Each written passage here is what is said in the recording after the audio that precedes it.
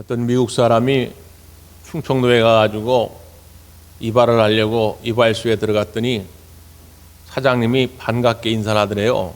와슈? 근데 이 미국 사람이 알아듣기를 이걸 영어로 알아듣는 거죠. 와슈 무슨 뜻이냐면 뭘 보고 있습니까? 이런 뜻이죠. 그러니까 미국 사람이 이발소에 앞에 그냥 전면으로 거울이 가득하니까 눈에 보이는 게 그거밖에 없어요. 거울이 영어로 미러 아닙니까? 그래서 미러! 그랬더니 이발소가 그 사람 머리를 빡빡 밀었더라죠. 이게 소통이 안 되면 오해가 됩니다. 우리가 신앙생활을 하면서도 마찬가지인데 하나님과 잘 소통을 해야 하나님 음성도 들려지고 또 하나님 음성이 들려질 때 그게 잘 이해가 되어지고 깨달아지고 순종하게 되죠. 근데 사탄이 우리 마음의 밭에 영적인 쓰레기를 막 뿌려대기를 시작하면 내 생각과 마음이 왜곡이 됩니다. 그러니까 하나님의 음성이 안 들려지거나 들려도 하나님의 본뜻을 제대로 이해를 못해요.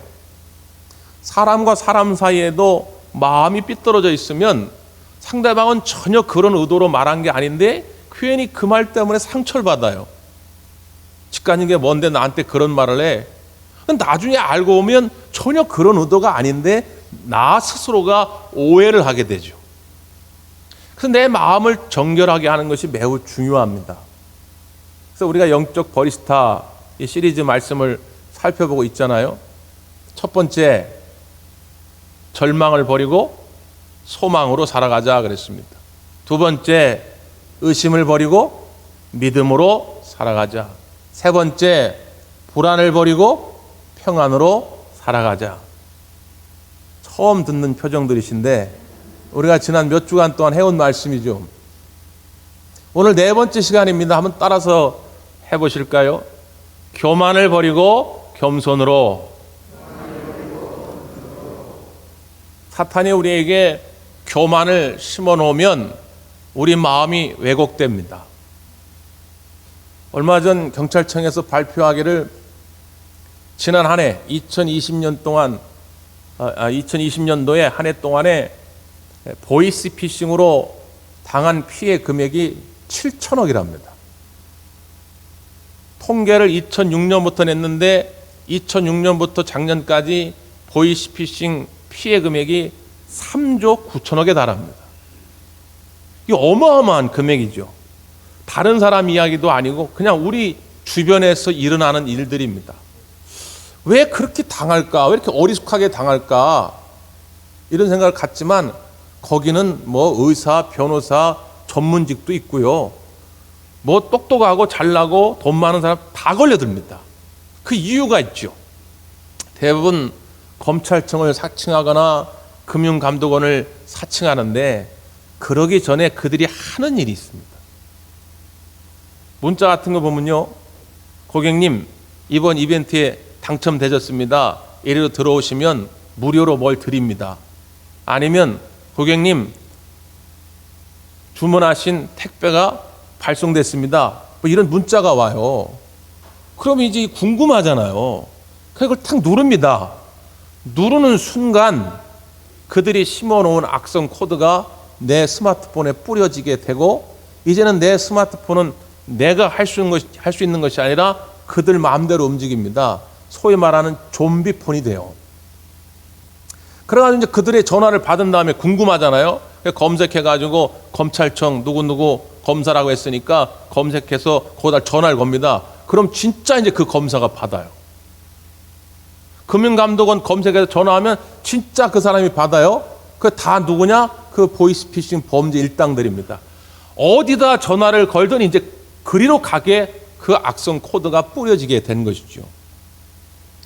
교만이라고 하는 이 악성 코드가 우리의 마음의 밭에 뿌려지면요. 하나님이 어떤 말을 해도 들려지지가 않습니다. 그냥 자기 생각만 해요. 내 생각만 가지고 주장합니다.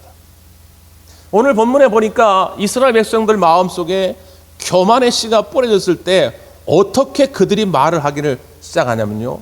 17절 말씀을 한번 보세요. 17절. 그러나 내가 마음에 이르기를 내 능력과 내 손의 힘으로 내가 이 재물을 얻었다 말할 것이라. 교만의 악성 코드로 사로잡힌 자들은 뭐라고 늘 이야기하냐면 내 능력, 내 손의 힘으로 내가 이 재물을 얻었다. 내가 성공했다. 이렇게 늘 마음에 생각하는 것입니다. 근데 이렇게 생각하는 마음이 진실입니까? 가짜입니까? 그들 생각하는 이 마음이 가짜임에도 불구하고 그들은 진실인 것처럼 착각하며 살아갑니다. 내 힘으로 했다고 하는 것이. 이것이 심리학 용어로는 가짜 기억이라 이렇게 말합니다. 가짜 기억은 우리가 의도적으로 하는 거짓말하고는 달라요. 의도적으로 하는 거짓말은 이게 가짜인 줄 알면서도 하는 거지요. 잠깐 양심을 묻어두고 어떤 필요에 의해서 의도적으로 하게 되는 게 거짓말입니다. 근데 가짜 기억이라고 하는 건 뭐냐면 이것이 진실인 것처럼 착각한 상태에서 말을 하게 돼요. 가짜임에도 불구하고. 전문가들은 여러 가지 이유가 있다고 합니다. 예를 들면 오래전에 소설을 읽었다거나 뭐 영화를 봤다거나 그랬는데 그것들이 자기 기억, 경험과 막 짬뽕이 돼가지고 어느 날 마치 내가 다 경험한 것처럼 생각이 드는 거예요. 그래서 내 경험처럼 얘기를 합니다. 그래 가만히 살펴보면 그 옛날 영화 속에서 본 장면이거든요. 혼돈하는 경우도 있고 어떤 경우에는 너무 외부적인 충격이 강하게 임할 때에 내 뇌의 작동이 뭔가 문제가 생겨가지고 내가 경험하지 않은 건데 그런 것처럼 생각할 수도 있다는 거죠. 요즘 학교 폭력이 참 문제인데 얼마 전에 현직 소방관이 자신을 중학교 때 폭행했다고 해가지고 커뮤니티에 올렸어요. 그래서 사람들이 그 소방관이 근무하는 근무지에 막 전화해가지고 막 욕을 하고 소방관 업무가 말이지 지장을 초래할 정도로 그렇게 막 비판을 했어요. 근데 이 소방관이 자기는 억울하다는 겁니다. 그래서 얼마 전에 그 SBS의 궁금한 이야기라는 프로그램에서 찾아갔어요. 소방관도 찾아가고 피해를 당했다고 하는 사람도 찾아가고. 그래서 서로 말이 달라요. 소방관은 오히려 이 친구가 중학교 때 약간의 지적 장애가 있었기 때문에 자기가 그를 도와줬다는 거예요. 그래서 제3자들을 찾아 나선 겁니다. 담임 선생님도 찾아 나서고 그때 반 친구들도 찾아 나섰더니 선생님이나 반 친구들은 다 소방관 이야기가 맞다는 거예요. 그럼 이게 어떻게 된 일일까? 왜 이 사람은 피해자라고 주장할까? 하고서 캐보니까 문제는 그 뒤에 엄마가 있었던 겁니다. 본인은 피해당했다고 하는 걸 잘 기억도 못하는데 수첩을 보고 읽어요. 그 수첩에 피해 사실을 적어놨는데 그걸 누가 써줬느냐? 엄마가 써준 거예요. 엄마가 그렇게 하라는 대로 이 젊은이는 그냥 말을 한 것뿐입니다. 그래서 엄마를 찾아갔어요. 증거를 내놔라. 정말 소방관한테 피해를 당했다는 증거가 있냐 했더니 그냥 행설수설합니다. 앞뒤가 안 맞는 얘기를 해요. 전문가가 그 영상을 딱 보더니 뭐라고 이야기하냐면 저 엄마는 자기 아들을 너무너무 사랑하는데 자기 아들이 지적 장애를 가지고 저렇게 살아가는 게 너무 안타까워서 그거를 누군가 다른 것으로부터 책임을 지우려고 한다고 하는 것입니다.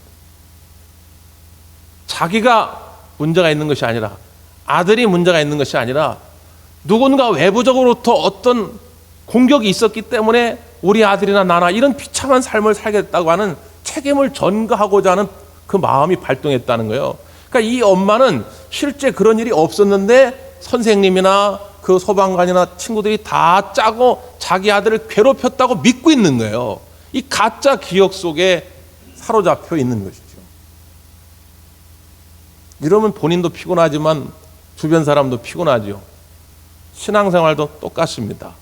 우리가 이 가짜 기억에 사로잡히게 되면 나만 피곤한 것뿐만 아니라 주변 사람도 피곤하고 무엇보다 우리 하나님이 마음 아파하신다는 거예요. 이스라엘 백성들이 광야길을 지나고 가나안 땅에 정착하게 됐을 때에 내 힘으로 내 능력으로 내가 다 이루었다고 생각하는 그 순간 그들은 하나님을 온전히 섬길 수가 없습니다. 그때부터 우상 숭배하기 시작하지요. 영적인 음행의 제약들이 벌어지게 되는 것입니다. 그러면서 결국 하나님은 징계의 채찍을 들어가지고 외부로부터 그들을 다스리게 만들지요. 결국 이 모든 것이 어디서부터 시작됐느냐? 이 교만의 죄로부터 시작되었다고 하는 것입니다. 그럼 우리가 어떻게 하면 좋겠습니까? 어떻게 하면 이 교만을 버리고 겸손함으로 살아갈 수 있겠습니까? 오늘 우리가 읽었던 이 본문의 말씀 속에 몇 차례 반복돼서 나타나는 말씀이 있습니다. 자, 성경을 한번 보실까요? 18절 시작.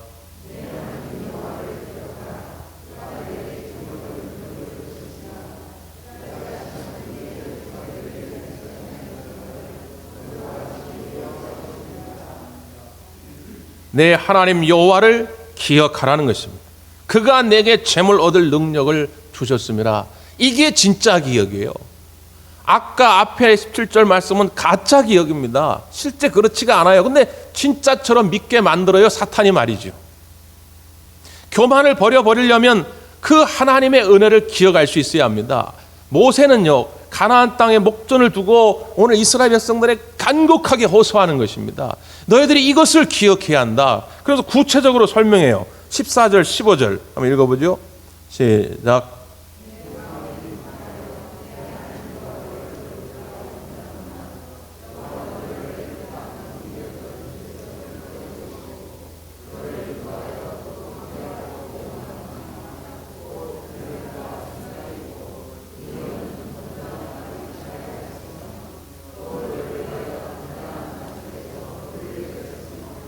16절 앞부분에 내 조상들도 알지 못하던 만나를 광야에서 내게 먹이셨나니 이렇게 말하지요. 지금까지 하나님이 주신 은혜를 크게 네 가지로 간추렸어요.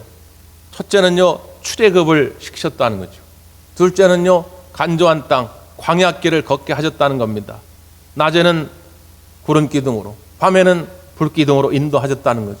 세 번째는요, 단단한 반석에서 물을 나게 하셨다는 것이죠.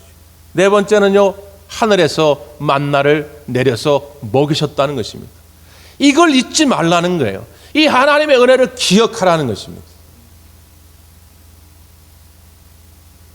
한 젊은 여자가 시집을 가요. 시집을 가서 애를 낳습니다. 애를 낳으면요, 정신이 없습니다. 애가 시도 때도 없이 울잖아요. 밤에도 거의 뭐 한두 시간에 한 번씩 깨가지고 애 젖을 줘야 되고 또 뭐가 불편하면 챙겨줘야 되고, 이제 한 2살, 3살 되면 막 기어다니기 시작하면서 뭐 책상 위에 뭐 화장대 위에 막 온갖 것들을 다 흩어져 놓죠. 더욱이나 이제 날카로운 거 있으면 엄마는 긴장합니다. 그 잘못 찔리기나 하면 큰일 나니까. 또 그냥 아무 데나 막 기어가다가 이런 모서리 같은 데 막 이마를 찌고 피가 납니다. 그럼 또 거기다 스펀지 같은 거 다 붙여줘야 되고. 녹초가 되죠. 이 육아 스트레스가 이만저만이 아닙니다. 그래서 아이를 키우다가 너무 지쳐가지고 힘이 들어가지고 그냥 눈물을 쏟습니다. 그렇게 한참 울다가 말이죠, 친정 엄마가 생각납니다. 그 엄마한테 전화를 해요. 엄마 미안해. 그 엄마가 깜짝 놀라가지고, 야, 왜 그래? 왜 그래? 엄마 나는 몰랐어. 난 지금까지 다 내가 알아서 큰 줄 알았어. 근데 엄마도 내가 어렸을 때 이렇게 고생하며 나를 키웠을 거 아니야. 내가 이제 그걸 알았어, 이제. 그 엄마의 은혜를 다시 떠올리게 되는 그 순간, 그 마음속에 평온함이 찾아옵니다. 진짜 행복이 뭔지를 깨닫게 돼요. 하나님의 은혜를 기억해내는 순간 내 마음에 불안했던 거, 교만했던 거, 이것들이 떠나갑니다. 하나님의 은혜를 생각하는 순간 내 마음에 겸손함이 찾아오더라는 것이죠. 그것이 우리의 삶의 위기를 극복하게 만들고 여러 가지 힘든 상황 속에서도 찬송과 감사가 떠나지 않게 만들더라, 그 말입니다. 아프리카의 아버지라고 불려지는 슈바이처가 아프리카에서 하는 사역이 많이 힘들었죠. 그럼에도 불구하고 사람들이 어떻게 그걸 견뎌낼 수 있었냐고 물을 때마다 그런 2가지의 기억을 얘기합니다. 첫째는 자기가 13살쯤에 친구하고 싸우다가 자기가 이제 이겨가지고 자기가 위에 올라타고 친구는 바닥에 엎드리게 된 것입니다. 그랬더니 바닥에 짓눌려 있는 친구가 하는 말이, 나도 일주일에 한 번만이라도 고기를 먹을 수 있었다면 내가 너를 이길 수 있을 텐데, 이런 말을 합니다. 수바일전은 어려서 나름 넉넉한 가정에서 성장했습니다. 그러니까 자기는 일주일에 한 번이 아니라 일주일에 두세 번도 고기를 먹고 자라왔는데 자기 친구들도 다 그렇게 사는 줄 알았던 거죠. 그런데 그 친구의 이야기를 듣고 그런 가난한 삶이 있다라고 하는 걸 깨닫게 됩니다.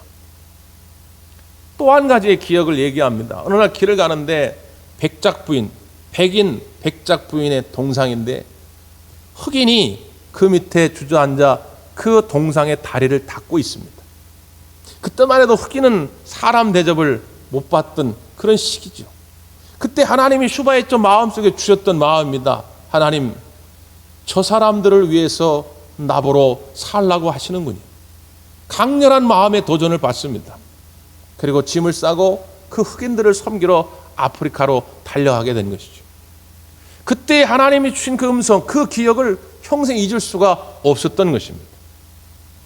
존 웨슬리 목사님이 초기 감리교 개혁 운동을 펼칩니다.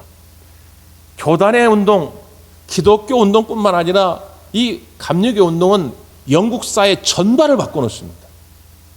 그러니까 사람들이 물었어요. 목사님, 어떻게 당신은 그렇게 위대한 일을 해낼 수 있었습니까? 존 웨슬리 목사님이 늘 그렇게 얘기합니다. 나는 로마서를 읽다가 주님을 만났습니다. 그걸 잊을 수가 없습니다. 그게 언제입니까? 1738년 5월 24일 저녁 8시경 올더스게이트 거리에서 조그만 집회가 열릴 때, 사회자가 로마서 서문을 봉독할 때 그의 마음이 뜨거워지면서 하늘로부터 성령의 세례가 임하게 된 것이죠. 감리교 운동을 펼치면서 성공회로부터 온갖 회유와 협박을 당합니다. 죽음의 위기까지도 맞아요. 그럼에도 불구하고 흔들리지 않았던 것은 바로 그때 그 올더스게이트에서 만났던 주님의 사랑 말이죠. 이걸 잊지 않으니까 모든 것을 다 이겨낼 수가 있었던 것이죠. 저도 신학교 다니면서 여러 방황을 했습니다. 내가 목사 자격이 있나? 내가 이 신학교를 계속 다녀야 되나? 그때마다 흔들리는 저를 붙들러 주었던 것은 중학교 2학년 때 만났던 주님의 음성입니다. 성령의 세례가 임할 때에 내 입술에서 방언의 은사가 터지고 눈물 콧물 쏟으면서 누가 시킨 것도 아니고 내 의지로 말한 것도 아닌데 나도 모르게 내 입에서 터져나오는 말이 주님, 내가 일평생 주를 위해 살겠나이다.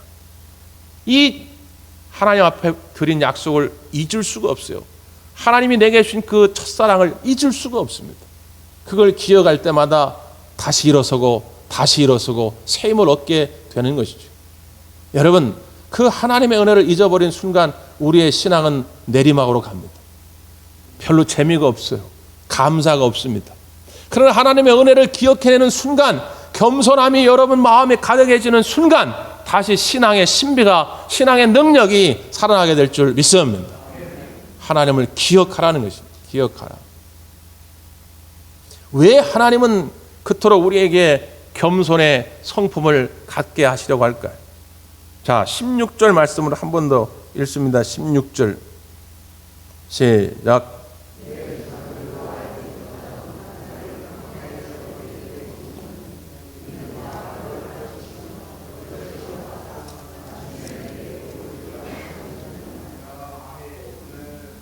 앞에 쭉 네 가지를 설명했잖아요. 출애굽시키시고 광야를 걷게 하시고 반석에서 물이 나게 하시고 하늘에서 만나를 내리셨다. 그렇게 한 이유가 있다는 거예요. 이유가 어떤 이유라고요?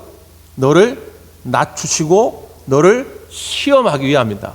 낮추신다고 하는 건 겸손하게 만들어 놓겠다는 거죠.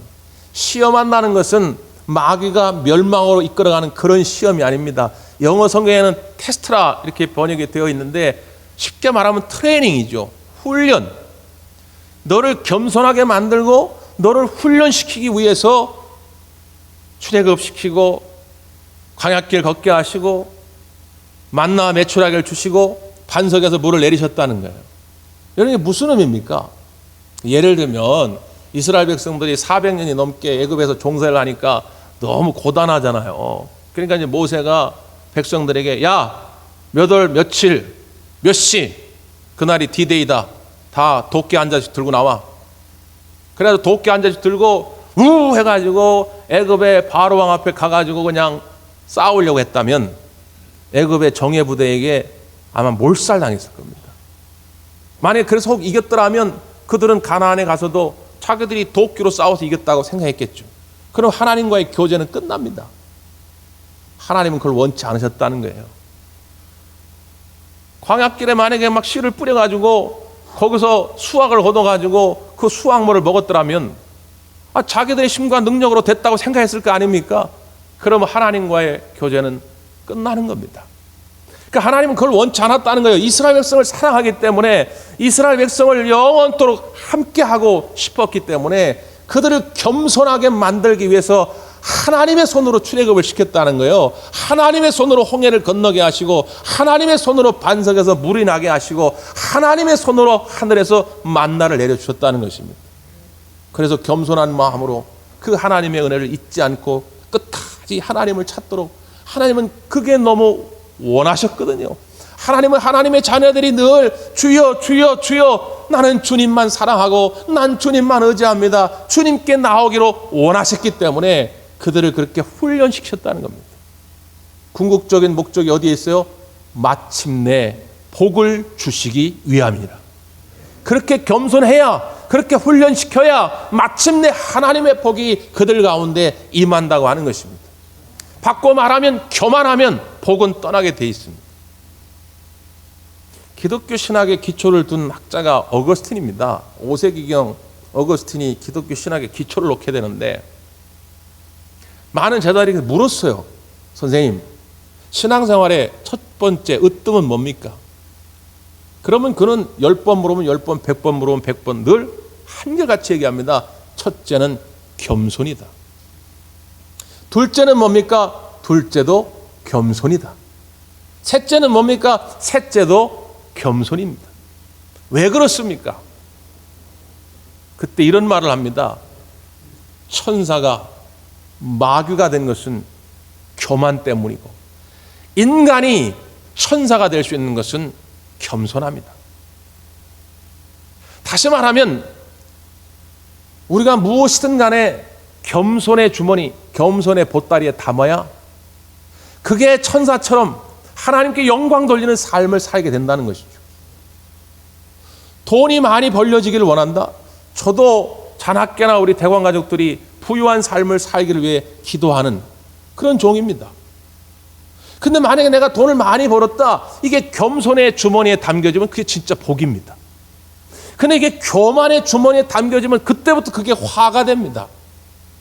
벌어진 돈이 오히려 하나님의 영광을 가리게 되고 다른 사람을 괴롭히는 도구가 된다 그 말이죠. 교회에서 우리가 열심히 사역을 합니다. 충성을 합니다. 헌신을 합니다. 너무 좋고 아름다운 일이지요. 근데 그것이 겸손의 주머니에 담겨질 때 그게 복이란 말이죠. 이게 교만의 주머니에 담겨지면 사역을 하고 헌신을 하고도 하나님의 영광을 가리고 주변 믿음의 형제들을 피곤하게 만들어요. 겸손해야 그게 마침내 하나님이 주시는 참된 복이 되더라 그 말이죠. 우리가 사순절 그리스도의 십자가의 은혜를 다시 한번 되새기는 그런 절기를 지나고 있습니다. 우리가 무엇을 배우고 어떻게 해야 주님의 십자가에 동참할 수 있겠습니까? 빌립보서 2장 6절에 보면 우리가 배워야 할 주님의 마음을 이렇게 정리합니다. 그는 근본 하나님과 본체시나 하나님과 동등됨으로 취할 것을 여기지 아니하시고 오히려 종의 형체를 입고 사람과 같이 되셨으니 죽기까지 복종함으로 죽으심이라, 곧 십자가의 죽으심이라, 이렇게 설명합니다. 하나님과 동등한 위치에 있었으나 그걸 다 내려놓고 사람과 같이 되어 죽기까지 복종하셨단 말이에요. 그것이 십자가의 죽음이라 그 말입니다. 그리고 끝났나요? 거기서 끝나는 것이 아니죠.